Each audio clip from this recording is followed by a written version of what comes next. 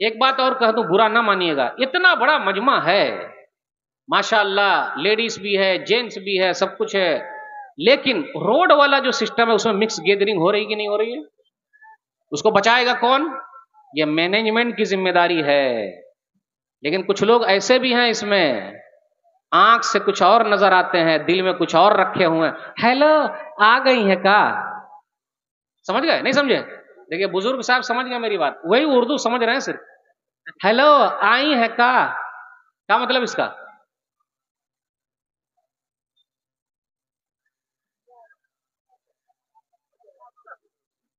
समझ गए? Hello hello चल रहा है, अरे हेलो हेलो के लिए आए हैं क्या? सुधरने के लिए आए हैं। अल्लाह के वास्ते ऐसा मत कीजिए, साफ सफाई रखिए। और एक चीज और, अपने समाज में कुछ लोग किसी से कर्जा लेते हैं, वो जल्दी चुकाते ही नहीं।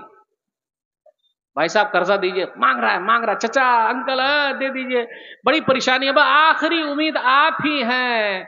और जो भिखारी लोग होते हैं ना, भिखारी लोग, वो तो प्रोफेशनल होते हैं, ऐसा पीछे पढ़ पढ़ के आपके जेब से निकाल ही लेगा। तो कुछ लोग ऐसे होते हैं, कर्जा दे दीजिए, दे दिया, कब लौटाइएगा? 6 महीने के बाद। 6 महीना पूरा हुआ, मोबाइल स्विच ऑफ, मोबाइल बंद, सिम बदल गए, या फिर गली बदल गई, या फिर गांव छोड़ दिया। और कभी मुलाकात हम किसी का खाते हैं क्या? हमने अपन किसी का खाता है क्या कि तेरा खा जाएगा है? अपना खानदान तो अपना खानदान। अरे भाई सब तेरा खानदान बड़ा अच्छा, लेकिन मेरा पैसा ला। जब पैसा लेना था तो ले लिया, और जब हमको वापस लेना तो हम भिखारी बन गए। भैया पैसा दे दीजिए। मतलुल गनी जुल्मुन, हदीस के अंदर आया, सही बुखारी किताबुल हवाला हदीस नंबर 2287 के टाल मटोल करना जुल्म है। आपके पास है उसको लौटा दीजिए फौरन, रखे मत। कितने लोग ऐसे जो मर जाते हैं, बहुत सारा कर्जा छोड़ के चले जाते हैं, अपने बच्चों को नहीं बताते। लिख के जाइए कर्जा, लिख के जाइए, और याद रखिएगा बच्चों के लिए कर्जा मत लीजिए। ये औलाद ऐसी है ना, औलाद, अब क्या बोलूं, जुमले बहुत सख्त बोल दूंगा तो उर्दू सा हार्ड हो जाएगी आपकी। ये जो आपके बच्चे हैं, ये आपके लिए दुआ भी नहीं करेंगे, जिसके लिए हम और आप दूसरों से कर्जा ले रहे। नहीं, मरने से पहले पहले हिसाब किताब क्लियर करके मरिए, क्या मालूम कब मौत आ जाए। एक हदीस सही बुखारी किताबुल हवालात हदीस नंबर 2289, नबी सल्लल्लाहु अलैहि वसल्लम के पास एक जनाजा आया तो कहा हल अलैहि दैन, इसके ऊपर कर्जा है क्या? बोले कर्जा नहीं है। तो नबी सल्लल्लाहु अलैहि वसल्लम ने जनाजे की नमाज पढ़ दी। दूसरा जनाजा आया तो कहा इसके ऊपर कर्जा है? बोले हाँ कर्जा है। बोले चुकाने के लिए पैसा है? बोले हाँ पैसा है, तो पढ़ दिया। तीसरा जनाजा आया, कहा इसके ऊपर कर्जा है? बोले हाँ कर्जा है, तो चुकाने के लिए पैसा है? बोले नहीं है।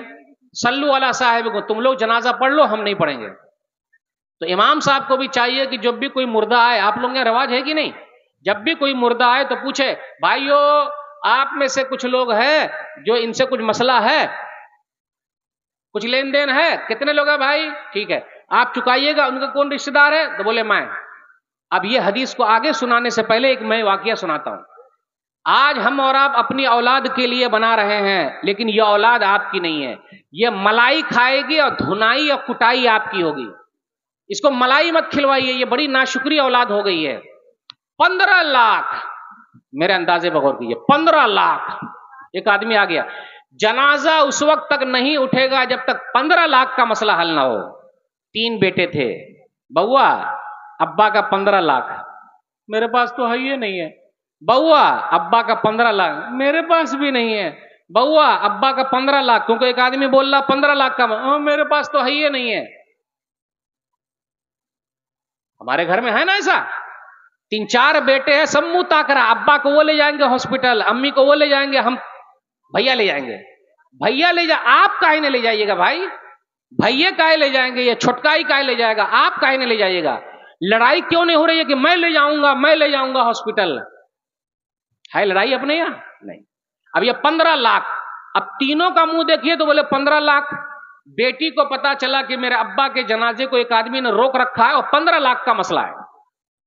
वो अपना जेवर उवर लेकर सब चली आई। हम और आप बेटी को क्या बोलते हैं? पराया धन है। बेटी अपना धन है। जिसने 2 बेटी की सही तरबियत कर दी, नबी सल्लल्लाहु अलैहि वसल्लम के साथ जन्नत में रहेगा, उनका पड़ोसी बन के रहेगा। तो इसलिए बेटी असल है। बेटुआ तो पानी पिला देता है और बेटी भी पानी पिलाती है। लेकिन ये उर्दू बड़ी सख्त हो गई, इसको जरा समझाना पड़ेगा। बेटा भी पानी पिलाता है और बेटी भी पानी पिलाती है। बेटी कैसा पानी पिलाती है? जब घर जाइए, बिटिया मरियम बेटी पानी लाओ, तो गिलास में पानी लाती है। बेटा इब्राहिम, बाबू अब्दुल रहमान इधर आइए।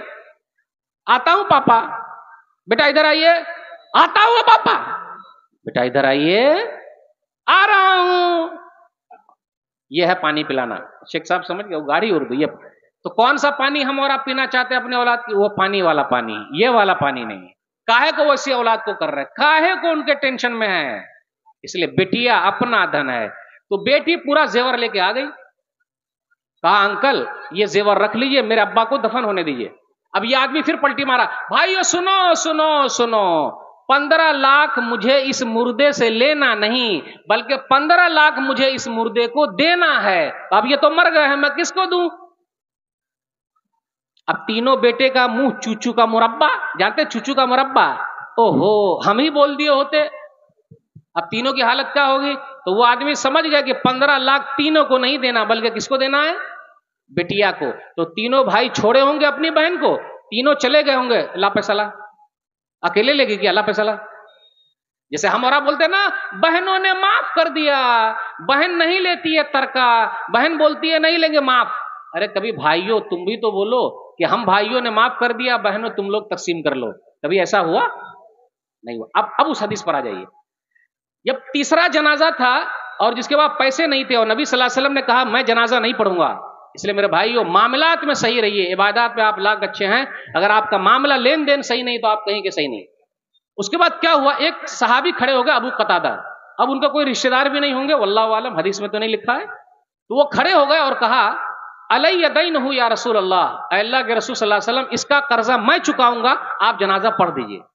मेरे भाइयों ऐसे दोस्त पैदा कीजिए कि जब आपकी औलाद काम ना आए तो आपका दोस्त काम आ जाए, और मरने से पहले पहले सफाई करके मरिए, वरना कोई भी पूछने वाला नहीं। कल क़यामत के दिन अगर उसने पकड़ लिया तो हम और आप गए काम से।